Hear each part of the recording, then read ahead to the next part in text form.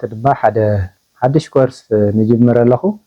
ديجيتال بيداغوجي بال أو زحية ساعات ناي ديجيتاليزيشن يو ناول كيز العل ديجيتال بيزك سكيل بارت 3 بس إحنا لنا خمنا جبرنا قصلينا نكسب مودات كورس كودايو حاجة دما يا وصلت أنا هاو كسل زخونكو ديجيتال بيداغوجي كورس كجمر يا مالتيو ስለዚህ ኣብዚ ዲጂታል ፔዳጎጂ او اونلاين كما غيرنا ممهار مستمهار كنكايد نخيل AI مس ممهار مستمهار كما غيرنا انتجريت كنغبر نخيل تاي زبحالو ناي ممهار مستمهار بلاتفورمات كنتقام نخيل افكتيف زخونه ممهار مستمهار كهل تخوين زبل ابز كورس زي كنجمرينا مالتيو براكتيكالينا ابز يوتيوب زي نصعنا مالتيو ስለዚህ لما عندي جوجل كلاس روم كمي غيرنا كرييت نغبر كمي غيرنا مانج نغبر تمهارو كمي غيرنا انا انفايت زغبر زبل كنرينا كسامه مጨረሻ ساعوني نزي چانالون حدشت زخونكم سبسكرايب بمغبار نخالوتون شير بمغبار ساعونا سناي صانحت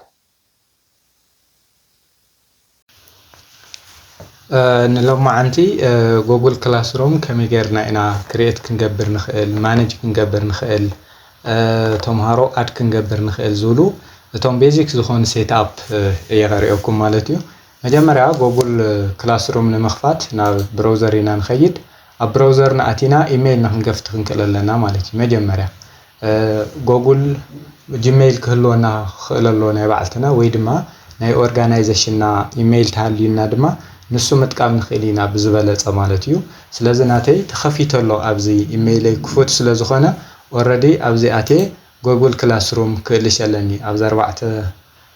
نطقታት زلوا 4 انغول زلوا جوجل ابس تبل اتي كمزي تحت خورد كلهو كلاس روم تبللات نبزيا اب كلاس روم زبل كليك يغبر مالتيو كمزي لي مصلي كمزي لي مسمصلنا already كلاس روم لنا ابزي حدش كفطر انت دادلي حدا ابزي اد كلاس روم زبلني اني ويدما ابزاوزي زلا create or join a class تبل بلاس ملكت لاتنا مالتي ذا بلاس ملكت زيا كليك يغبر قاو كرييت كلاس زبللني جوين كلاس زبل تمهارو بكود زهاونايم كود ويدما بخالق لينك زاتولي مالتيو زيا غن كرييت كلاس زبل نتقم مالتيو ስለዚህ ዘውዚ ዘሎስ ተስማዕሚዕ ካሉ ዲኻ ይዝብለን ዘሎስ ዚአቲክ ይገብራ ዚአቲክ ምስገወርኩዋ ኣብዚ ኮንቲኒው ዝብለሎ ዚአ ኮንቲኒው ንብል ማለትዩ አውዚ ክላስ ኔም ዝብለሎ ዲጂታል ፔዳጎጂ ናነት ዲጂታል ፔዳጎጂ ዝብል ሂበለኹ section A ክኸውን ይኽእል እዩ ሶሪ section A ክኸውን ይኽእል እዩ level grade 12 ማል ንኽእሊና subject ድማ ዲጂታል ፔዳጎጂ ኮርስ ዝብል መሃብ ንኽእሊና ካብዚ ቆጽልና ሩ መበይና ነው ኦንላይን already Google Classroom ኦንላይን ንኸነምህር ይዝሕግዘና ማለት እዩ ሶ ኦንላይን ንብል and create ንብለለና ማለት እዩ create ምስ ገበርና ናይ መጀመርያ ክንሰርሖ ዝግበአና ዘውዚ ዘሎ ባነር ምስናህና መምሃር ምስትምሃር ይኸይዶ ንኣብነት ናተይ ቴክኖሎጂ ምስ ቴክኖሎጂ ይኸይዶ ባዮሎጂ ዘምህር ድማ ምስ ናይ ባዮሎጂ ይኸይዶ ኬሚስትሪ ተኾይኑ ኬሚስትሪ ሒሳብ ተኾይኑ ሒሳብ ስለዚህ ነዚህ ዝገልጹ ነገራት ዛውዚኛ ባነር ከነስተኻኽላ ክንክለለና ስለዚህ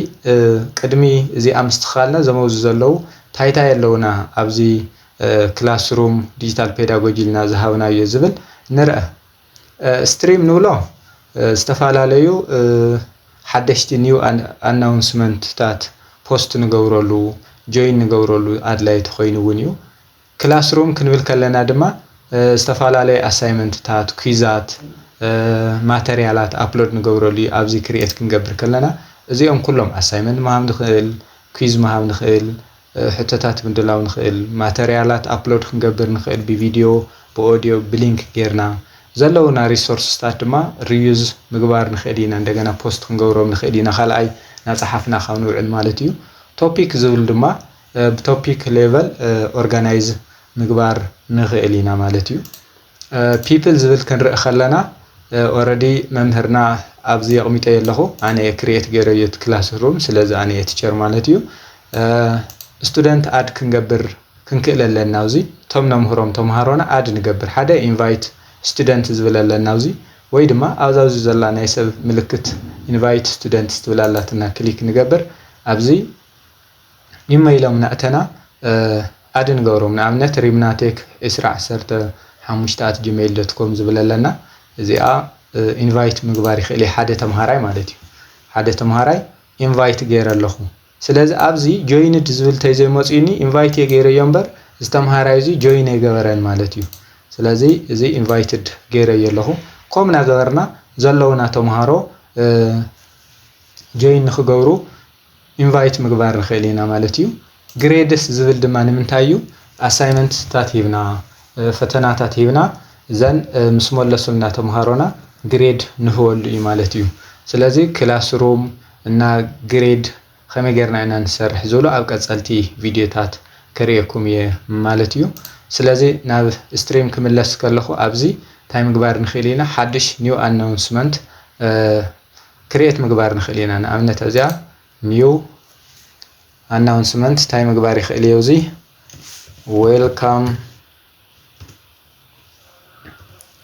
welcome to digital pedagogy class ዝብል ፖስት ምግባር ይኽእል እዩ ወይ ድማ ሊንክ ካብ ዩቲዩብ ኣምጽኤ ወይ ዶክመንት ኣፕሎድ ገይረ ወይ ሊንክ ኣድ ብምግባር ኣብዚ نعمات نخيلينا كاو جوجل درايف دما استفعلالي فايلات ممصاون نخيلينا مالتيو زي امس غوركو بوست يبلالخو نخلهم تمهارو ديو نوسنات تمهارو ديو زبل اوزي سبيسيفاي مغبار نخيلينا مالتيو اوزو اول ستودنتس كليك نغبر كلنا نوسنات ديو نخلهم زبل سبيسيفاي مغبار نخيلينا سلازي زي بوست يبلالخو مالتيو سلازي تمهارو ابزي مرعي يخول يوم توم ناوزو كورس زي جوين زغورو تمهارونا مرعي يخول يوم مالتيو اوزي دما ኮሜንት ምርአይ ይኽእል እዩ ኣብዚ ኮሜንት ምርአይ ይኽእል እዩ ኣብዚ ሓደ ነገር ክንርስዖ ዘይብልና ተምሃሮና ኢንቫይት ክንገብር ከለና ዛውዚንያ ኮድ ኮፒ ጌርና ክንሰደሎም ንኽእል ኢና ዛውዚ ዘላ ማለት እዩ ወይ ዲስፕሌይ ንገብረሎም ወይ ኮፒ ጌርና ንልእኸሎም ማለት እዩ ተዘይ ኮይኑ ብሊንክ ክንልእኸሎም ተደሊና ድማ ወይ ከምዚ ጌርና ዲስፕሌይ ንገብረሎም ወይ ኣብዛዙ ዘላ ኮፒ invitation link ዝብል ኮፒ ጌርና እዚኣ ማለት እዩ ኦሬዲ ሊንክ ኮፒ ዲልምናሎ እዚኣ ክንልእኸሎም ንኽእል ኢና ላብ ግሩፕ ተሃልዩና ጂሜይል ግሩፕ ክኸውን ይኽእል ቴሌግራም ግሩፕ ተሃልዩና ወይ ዋትስኣፕ ግሩፕ ተሃልዩና ማለት እዩ ከምዚ ጌርና ጆይን ንኽገብሩ መቕማጥ ንኽእል ኢና ማለት እዩ ካልእ ሴቲንግ እዩ ሴቲንግ ከነስተኻኸል ከለና ናይ ክላስሩምና ማለት ዲጂታል ፔዳጎጂ ዝብል ክላስሩም ማለት እዩ ኣብዚ ኣና ኣቲ ክላስ ሴቲንግና ኣብዚ ምቕያር ንኽእል ኢና ክላስ ኔም ክላስ ዲስክሪፕሽን መቕማጥ ንኽእል ሴክሽን ምቕያር ንኽእል ወይ ምስትኽኻል ንኽእል ኢና ካብኡ ግን ኣብዚ ታይኒና ኢንቫይት ሊንክ ዝብል ካብዚ እውን ምውሳድ ንኽእል ኢና ኮድ ናብዚ ኣሎ ዲስፕሌይ ኮድ ዝብል እውን ኣብዚ ክሊክ ምግባር ንኽእል ኢና ካልእ ስትሪም ዝብል ኣሎ students can post and comment ዝብለሎ ተምሃሮ ኮሜንት ክገብሩን ፖስት ክገብሩን ንፈቅደሎም ዶ ንኣብነት ኣብዚ students can only comment only teachers can post or comment ንተምሃሮ ይፈቅድ ማለት እዩ እዚ only teachers ዳገርና ስለዚ ተምሃሮ እውን ኮሜንት ክገብሩ ክእለሎም ኣፍቲ ነቐምጦ ኣናውንስመንት ተልና students can only comment ዝብል ሴቲንግ ነስተኻኽለለና class work on the stream ዝብል show condensed notification ዲና ክንገብሮ ዋልስ show attachment and details attachment ውን ከርእዮም details ዲውን ከርእዮም ዲ ተደሊና እዚ ንመርጽ ኣለና ማለት እዩ ካልእ show deleted items ተደሊነዮ እዚ ከነውርሆ ንኽእል ኢና ማለት እዩ ስለዚ ከምዚ ጌርና ምስትኽኻል ንኽእል ኢና ቀፂልና ዲፎልት ግሬዲንግ መቕማጥ ንኽእል ኢና እዚ ማለት እዩ ዲፎልት ግሬድ 0 እዩ ዘሎ ካልእ 5 ወይ 10 ገብሮ እተልና ድማ ነስተኻኽለሉ ማለት እዩ ኦቨርኦል ግሬድ ካልኩሌሽን የርእየና ዶ ወይስ ኣየርእየና ዝብል ኣብዚ መቕማጥ ንኽእል ኢና ቶታል ፖይንት ሰቕምጠለይ ዌይትድ ባይ ካታጎሪ ጎወረልና ካታጎሪ እውን ስፔሲፋይ እንገብሮ ንኽእል ኢና ተዘኮይኖ እዚ ኣቲና ካታጎሪ ስፔሲፋይ ምግባር ንኽእል ኢና ብዝደለናዮ መልክዕ ማለት እዩ ንዓና ብዝ ምጥን መልክዑ ማለት እዩ ካው ኣብዘ ለና ሴቭ ንብሎ ማለት እዩ ሴቲንግና አስተኻኺልና ምስ ወዳእና ሴቭ ንብሎ ለና ማለት እዩ ስለዚ በዚ ጌርና ምስተኻኻል ንኽእል ኢና ሕዚ ድማ እዛ ባነር እዚኣ ንቐይራ እዛ ባነር እዚኣ ዲጂታል ፔዳጎጂ ዝብል ምንም ዓይነት ዘብዚ ዘሎ ንዲጂታል ፔዳጎጂ ዝምጥን ባነር ኣይኮነን ስለዚ ባነር ንምቕያር ኣበይና ዲዛይን ንገብር ባነራት ኣብ ካንቫ እዩ ካንቫ ምስ ኤአይ ዝተተሓሓዘ እዩ ብቐሊሉ ዝተፈላለዩ ዲዛይናት ክንሰርሐሉ ንኽእል ኢና ፓወርፖይንት ክንሰርሐሉ ንኽእል ዲዛይናት ክንሰርሐሉ ንኽእል ዝተፈላለዩ ሎጎታት ዲቨሎፕ ክንገብረሉ ንኽእል ኢና ስለዚ ናብ ካንቫ ንኸይድ ማለት እዩ ናብ ካንቫ ክንከይድ ከለና ኣብዚኣ ሓዳሽ ሊንክ ከፍት እሞ canva.com ኢለ ይኸፍት ማለት እዩ ኣብዚ canva.com ኣብዚኣ canva.com ኢለ ኢንተር ይብል ኣብዚ እንድሕር ንመጀመርያ ግዜ ተኣትዉ ሃሊኹም ናብ ካንቫ ሎጊን ገበሩ ይብለኩም እዩ ኦልሬዲ ኣነ ሎጊን ገይረ ኣለኹ ግን እንድሕር ሎጊን ገበሩ ይልኩም ሎጊን ዊዝ ጉግል ጂሜይል ሲልኩም ኢሜይልኩም እና ፓስወርድኩም ኣእቲኹም ምእታው ትኽእሉ ኢኹም ምክንያቱ ካንቫ ብፍላይ ድማ ንኣካዳሚክ ብጣዕሚ እዩ ወሳኒ ንመምሃር ምስትምሃር ማለት እዩ ስለዚ ማንም ሰብ ካንቫ ክጥቀመሉ እዩ ኣነ ሪኮመንድ ዝገብር ዋና ዓላማና ናይ ክላስሩም ባነር ክሪኤት ምግባር ስለ ዝኾነ ኣብዚኣ ክሪኤት ትብል ክሊክ ይገብር ኣብዚኣ እንታይ ይገብር ማለት እዩ ክላስሩም ባነር ኢለ ሰርች ይገብር ኣብዚኣ ክላስሩም ባነር ትብል መፅያት ለይና እዚኣ ክሊክ ይገብራ ማለት እዩ እዚኣ ክሊክ ምስ ገበርኩዋ ኣብዚ እንታይ እኒአውኒ ሳምፕላት እኒአውኒ ቴምፕሌታት እኒአውኒ ንዓይ ዝምጥን ማለት ይኾነኒ ንብሎ ተሃልዩ ከምዚ ጌርና ክሊክ ጌርና ናብዚ ክነሕልፎ ንኽእል ኢና ተዘይኮይና ኣብዚ እንታይ ምግባር ንኽእል ኢና ክሪኤት ክላስሩም ባነር ፎር ዲጂታል ፔዳጎጂ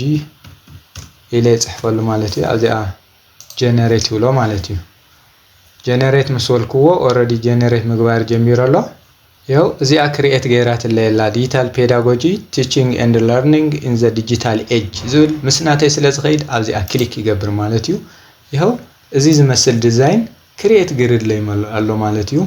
ኣብኡ እዚኣ ብደንቢ ኣስተኻኺልና ምእንታን ክንከይድ ከምዚኣ ጌርና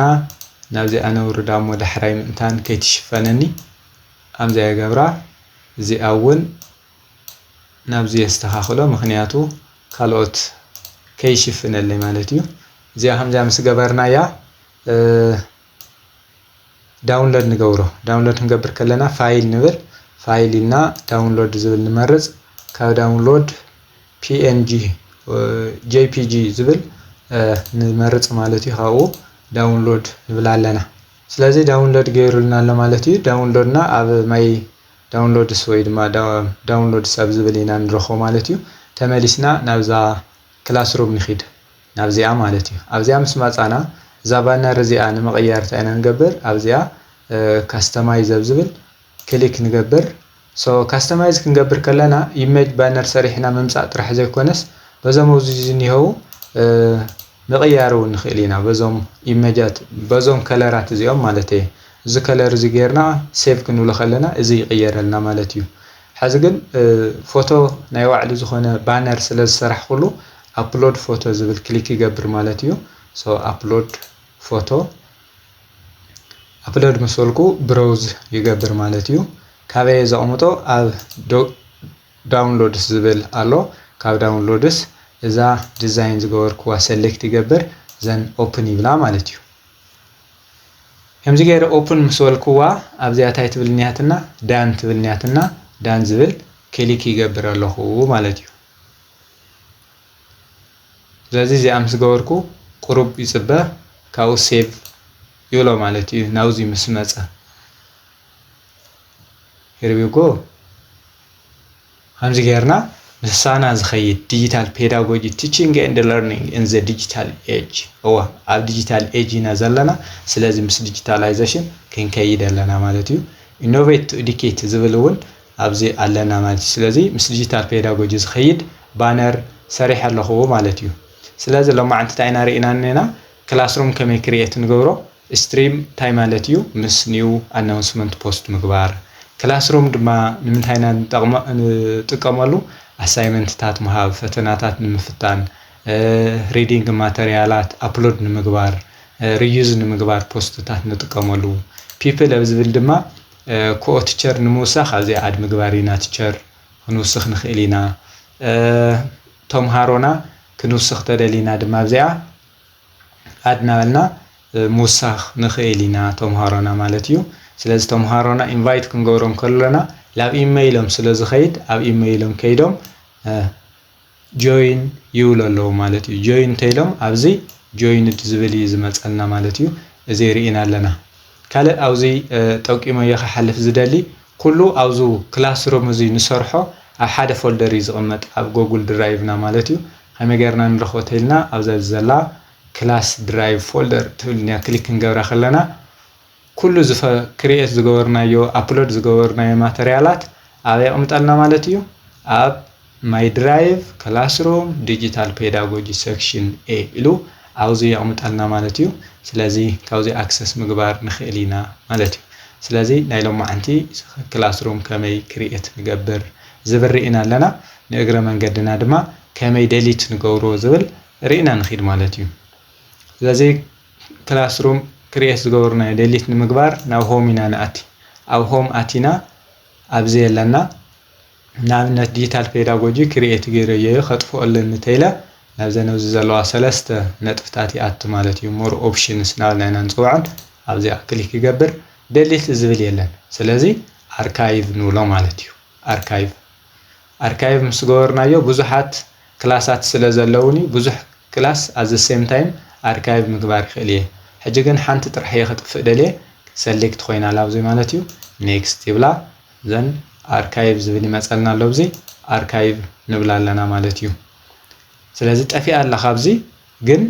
ابينا نرخبا ملؤ بملؤ نطفق زطف خوزي زطفانايم كلاسات او اركايف كلاس سينا نرخو مالتيو او اركايف كلاس اوزي مصحت ليلا ابزيا ازن مور اوبشنز سلسته نطبطباتينا كليك غيرنا كنملسو تدلينا ريستور نغورو خنطفو تدلينا دما دليت لنا دليت خنول خلنا ملؤ بملؤ خلاصنا اوريدي طفي الله خملس ايخلن مالتيو اب قصال دما تاينا هنري ماتيريالات كميغرنا انا نمهر نتمهارونا كميغرنا هاند اوت نهوم فيديوتات بوست نغورولهم اساينمنت تات كرييت نغبر نرم زولو قالوت تحستوتات زلو فيديو حيزخ مصيه كسابشو سبسكرايب نغوركم እዚ ቪዲዮ እዚ ድማ ደጋጊምኩም ናራኹም ከተላማመዱ ወለኩም ሰሰናይ ንዓኹም ሰላም